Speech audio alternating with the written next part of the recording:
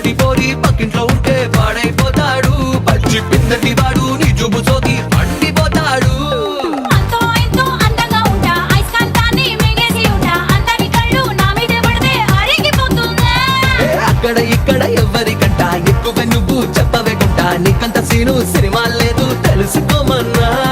ఓలమ్మో ఈడెక్కడోడే నా నెత్తికెక్కి తైతక్కలాడే, ఏ మాట అన్నా వేడెక్కుతాడే, ఈడి జోలికెళ్తే ఇప్పు మోత మొగుడే.